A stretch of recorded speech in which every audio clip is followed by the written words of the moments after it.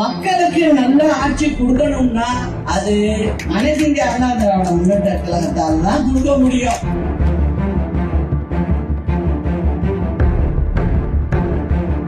திமுக ஆட்சி செய்யறத பாத்துக்கிட்டு இருக்கேன். சட்டம் ஒழுங்கு சுத்தமா மேல காத்துல பறந்துகிட்டு இருக்கு.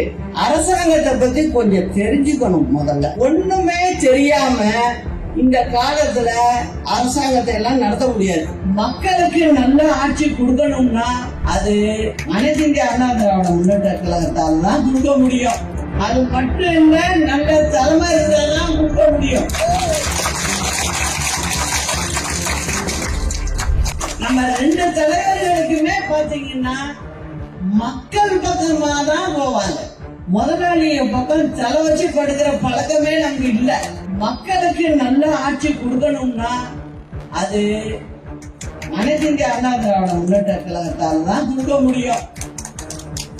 அது மட்டும் இல்ல, நல்ல தலைமை இருந்தால்தான் கொடுக்க முடியும். அதுக்காக தான் நான் சொல்லிட்டு இருக்கேன். திமுக ஆட்சி செய்யறத பாத்துக்கிட்டு இருக்கேன். சட்டம் ஒழுங்கு சுத்தமா மேல காத்துல பறந்துகிட்டு இருக்கு. எல்லா இடத்துலயும் மோசம்தான். எதையுமே அவங்க சரிவர கவனிக்கல.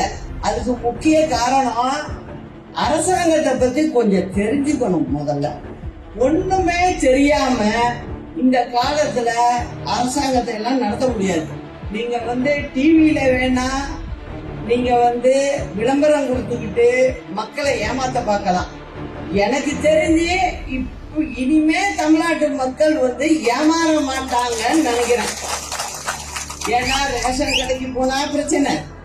நீங்க ஏதாவது ஒரு பஞ்சாயத்துல போய் ஒரு வேலைக்கு போனீங்கன்னாக்க கையில ஜோப்ல பணம் வச்சுக்கிட்டு தான் போகணும். நீங்க பத்திரம் பதிவு பண்ணவே முடியல.